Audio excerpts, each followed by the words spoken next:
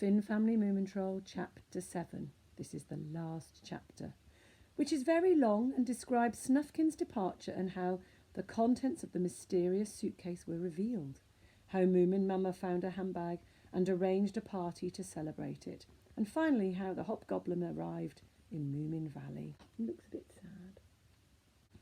It was the end of August, the time when owls hoot at night and flurries of bats swoop noiselessly over the garden.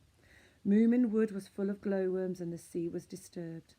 There was expectations and a certain sadness in the air, and the harvest moon came up, huge and yellow. Moomintroll had always liked those last weeks of summer most, but he didn't really know why. The wind and the sea had changed their tone. There was now feeling in the air.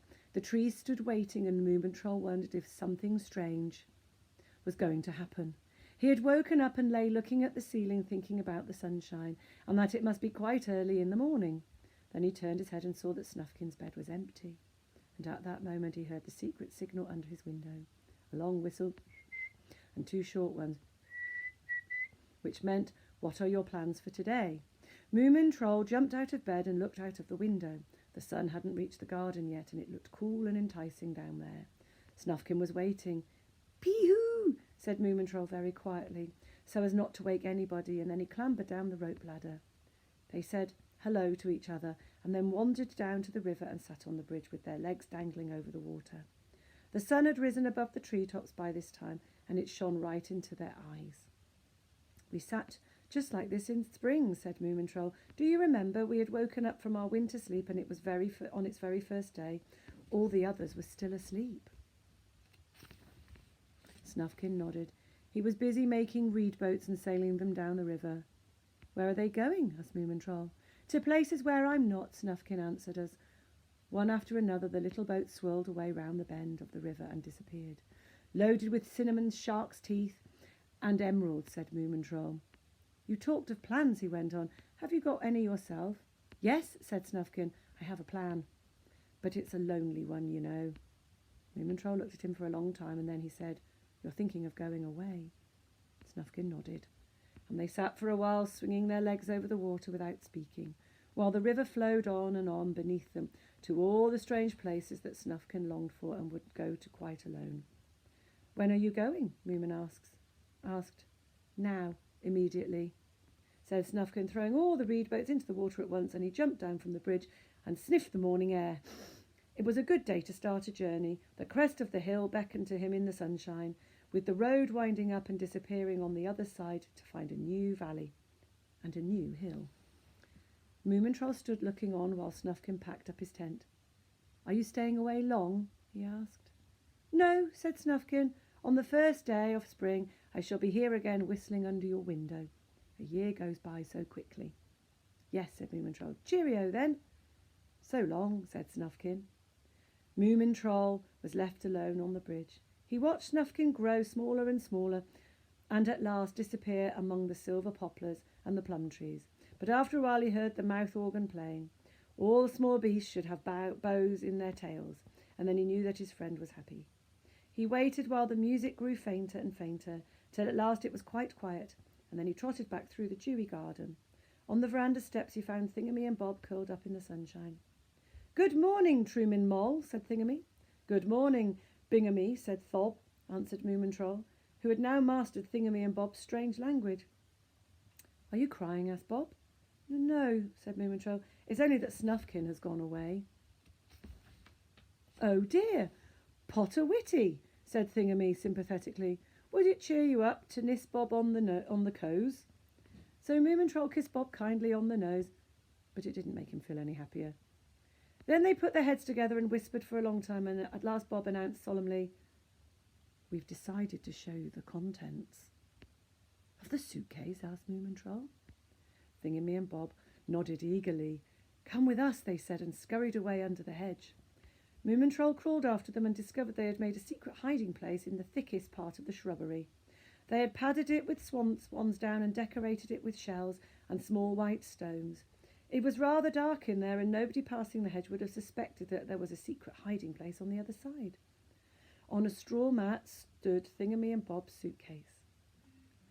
That's the Snork Maiden's mat, observed Moomintroll. She was looking for it only yesterday. Oh, yes, agreed Bob happily. We found it, but she didn't know, of course. Said Moomintroll.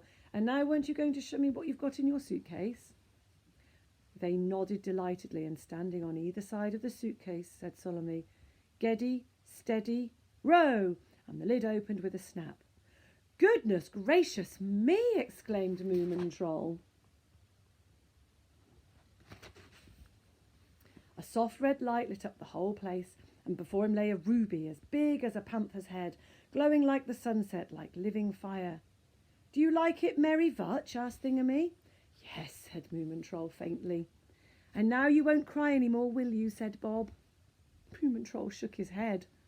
Thingamy and Bob sighed contentedly and settled down to contemplate the precious stone. They stared in silent rapture at it. The ruby changed colour all the time. At first it was quite pale, and then suddenly a pink glow would flow over it like the sunrise on a snow-capped mountain. And then again crimson flames shot out of its heart, and it seemed like a great black tulip with stamens on fire. Oh, if only Snufkin could see it, sighed Moomintroll, and he stood there so long it seemed that time grew weary, and his thoughts were very big. At last he said, It was wonderful. May I come back and look at it another day? But Thingamy and Bob didn't answer, so he crawled under the hedge again, feeling a bit giddy in the pale daylight, and had to sit on the grass for a while to recover himself. Goodness gracious me, he repeated. I'll eat my tail if that isn't the king's ruby that the hobgoblin is still looking for in the craters of the moon. To think that this odd little couple have had it in their suitcase all the time. Just then the Snork Maiden wandered out into the garden and came to sit beside him. But Moomintroll was so sunk in thought that he didn't notice her. After a while she poked cautiously at the tuft of his tail. Oh, it's you, is it? Said Moomintroll, jumping up. The Snork Maiden smiled coyly. Have you seen my hair? She asked, patting her head. All right, let's, said Moomintroll absently. What is the matter with you? She asked. My dear little rose petal, I can't explain even to you, but my heart is very heavy. You see, Snufkin has gone away. Oh, no, said the Snork Maiden. Yes, really. But he did say goodbye to me first, Moomintroll replied. He didn't wake anyone else. They sat there on the grass for a while, the sun gradually warming their backs, and then Sniff and Snork came out on the steps. Hello, said the Snork Maiden. Do you know that Snufkin has gone south? What, without me? Said Sniff indignantly. One must be alone sometimes, said Moomintroll, but you're still too young to understand that. Where are the others? The Hamoolan has gone to pick mushrooms, said the Snork, and the muskrat has taken his hammock in because he thinks the nights are beginning to get cold. And then your mother is in a very bad mood today. Angry or sad? Moomintroll asked in surprise. More sad, I think, answered the Snork. Then I must go to her at once, said Moomintroll. He found Moomin Mamma sitting on the drawing-room sofa looking most unhappy. What is it, Mother? He asked. My dear, something terrible has happened, she said. My handbag has disappeared. I can't do anything without it. I've searched everywhere, but it isn't there. So Moomintroll organised a hunt in which everybody but the muskrat took part. Of all unnecessary things, said he, your mother's bag is the most unnecessary. After all, time passes and the days change exactly the same whether she has her bag or not. That is not the point, said Moomin Papa indignantly. I must confess that I feel most strangely towards Moomin Mamma without her bag. I've never seen her without it before. Was there much in it? Asked the Snork. No, said Moomin Mamma, only things that we might need in a hurry, like dry socks and sweets and string and tummy powder and so on. What reward do we get if we find it? Sniff wanted to know. Almost anything, said Moomin Mamma. I know, I'll give a big party for you, and you can have nothing but cake for tea, and nobody need wash or go to bed early. After that, the search continued twice as hard. They hunted through the whole house. They looked under the carpets and under the beds, in the stove and in the cellar, in the attic and on the roof. They searched the whole garden and woodshed, and down by the river. The bag was not to be found. Perhaps you climbed a tree with it or took it with you when you went to have a bath, asked Sniff. But Moomin Mamma only shook her head and wailed. Oh, unhappy day. Then the Snork suggested putting an advert in the paper, which they did, and the paper came out with 2 big items of news on the front page. Snufkin leaves Moomin Valley, mysterious departure at dawn. And in slightly bigger letters, Moomin Mamma's handbag disappears. No clues. Search in progress. Biggest ever August party as reward to finder. As soon as the news had got about, a huge crowd collected in the wood, on the hills and by the sea, and even the smallest forest rat joined in the hunt. Only the old and infirm stayed at home, and the whole valley echoed with shouting and running. Dear me, said Moomin Mamma, what an upheaval! But she was secretly rather pleased about it. What's all the buss about? Asked Thingamy. My handbag, of course, dear, said Moomin Mamma. Your black one? Asked Thingamy. That you can see yourself in, and that has poor fiddle lockets. What did you say? Asked Moomin Mamma, who was far too excited to listen to them. The black one with poor fockets, repeated Thingamy. Yes, yes, said Moomin Mamma. Run out and play, dears, and don't worry me now. What do you think? Asked Bob, when they got into the garden. I can't bear to see her so miserable, said Thingamy. I suppose we must bake it tack, said Bob with a sigh. Pot a witty. It was so nice to sleep in the piddle lockets. So Thingamy and Bob went to their secret hiding place, which nobody had discovered yet, and pulled Moomin Mamma's bag out of a rose tree. It was exactly 12 o'clock when they went through the garden, dragging the bag between them. The hawk caught sight of the little cavalcade and went off at once to spread the news over Moomin Valley, and soon the stop press news announced, Moomin Mamma's handbag found by Thingamy and Bob, touching scenes in the Moomin. Is it really true? Moomin Mamma burst out. Oh, how wonderful! Where did you find it? In a trosery, began Thingamy. It was so nice to sleep. But just then lots of people came rushing in to congratulate them, and Moomin Mamma never found out that her bag had been used as a bedroom by Thingamy and Bob, and perhaps that was just as well. After that, nobody could think of anything but the big August party which was to be held that night, and everything had to be got ready before the moon rose. How nice it is to prepare for a party that you know will be fun and to which all the right people are coming. Even the muskrat showed some interest. You should have lots of tables, he said, little tables and big ones in unexpected places. Nobody wants to sit still in the same place at such a big party. There will be more fidgeting than usual, I'm afraid, and first you must offer them all the best things you have. Later on it's all the same what they get, because they'll be enjoying themselves anyway. And don't disturb them with songs and so on. Let them make the programme themselves. When the muskrat had produced this surprising piece of worldly wisdom, he retired to his hammock to read a book on the uselessness of everything. What shall I wear? The Snork Maiden asked Moomintroll nervously. The blue feather hair decorations or the pearl diadem? Take the feathers, he said. Just the feathers round your ears and ankles, and possibly 2 or 3 stuck into the tuft of your tail. Thanking him, she rushed away and collided in the doorway with the Snork, who was carrying some paper lanterns and who muttered crossly about the uselessness of sisters before he strode on into the garden and began hanging the lanterns in the trees. Meanwhile, the Hamoulin was arranging firework set pieces in suitable places. They had Bengal lights, blue star rain, silver fountains and rockets that exploded with stars. This is so dreadfully exciting, said the Hamoulin. Couldn't we let off one just to try? It wouldn't be visible in the daylight, said Moomin Papa, but take a squib and let that off in the potato cellar if you like. Moomin Papa was busy on the veranda making punch in a barrel. He put in almonds and raisins, lotus juice, ginger, sugar and nutmeg flowers, 1 or 2 lemons and a couple of pints of strawberry liqueur to make it specially good. Now and again he had a taste. It was very good. It's a pity about one thing, Sniff remarked. We haven't any music. Snufkin isn't here. We'll use the wireless, said Moomin Papa. You'll see. Everything will be all right, and we'll drink the second toast in Snufkin's honour. Whose is the first, then? Asked Sniff hopefully. Thingamy and Bob's, of course, said Moomin Papa. The preparations were getting more and more frenzied. The entire population of the valley, the woods, the hills and the shore were coming with food and drink, which they spread out on the tables in the garden. There were big piles of gleaming fruit and huge plates of sandwiches on the bigger tables, and on tiny little tables under the bushes there were ears of corn and berries threaded on straws, and clusters of nuts nestling in their own leaves. Moomin Mamma put the fat for frying the pancakes in the bathtub because there weren't enough basins, and then she carried up 11 enormous jars of raspberry juice from the cellar. The 12th had been cracked, I'm sorry to say, when the Hamoulin let off his squib, but it didn't matter as Thingamy and Bob had licked most of it up.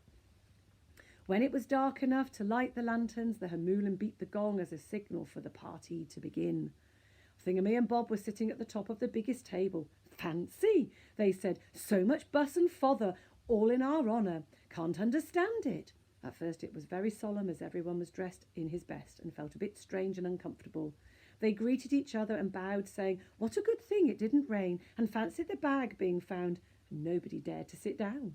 Then Moomin Papa made a little opening speech in which he began by explaining why the party was being held, and then thanked Thingamy and Bob, after which he made some remarks about the short August nights and how everyone should be as happy as possible, and then he began to talk about what it was like in his youth.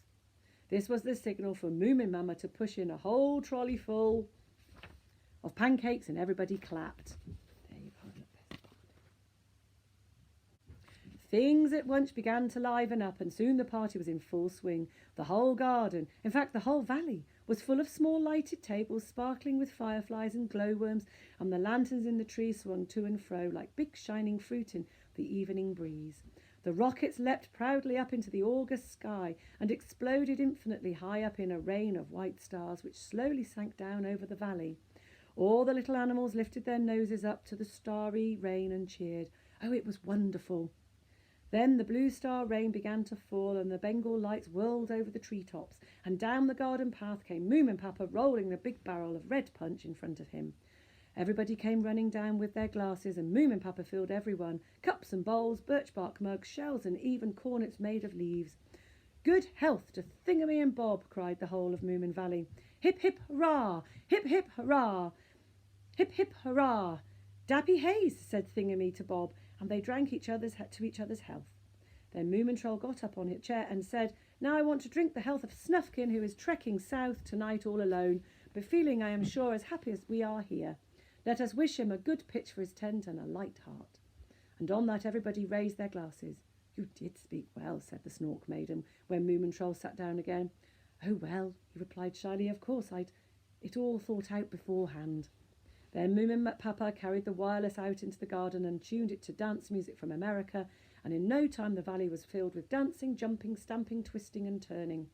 The trees were thronged with dancing spirits, and even stiff-legged little mice ventured onto the dance floor. Moomintroll bowed low to the Snork Maiden and said, "May I have the pleasure?" But he looked up, he caught sight of a shining light brimming over the treetops. It was the August moon.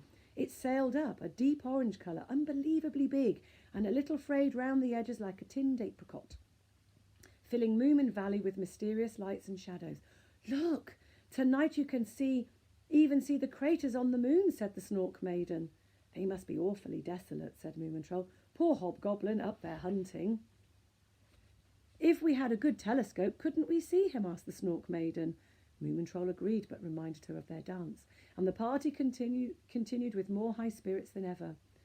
"Are you tired?" asked Bob. "No," said Thingamy. "I'm just thinking. Everyone has been so nice to us. We must try to ruse something in return." And they whispered together for a while, nodded and whispered again. Then they went off to their secret hiding place, and when they came out, they were carrying the suitcase between them.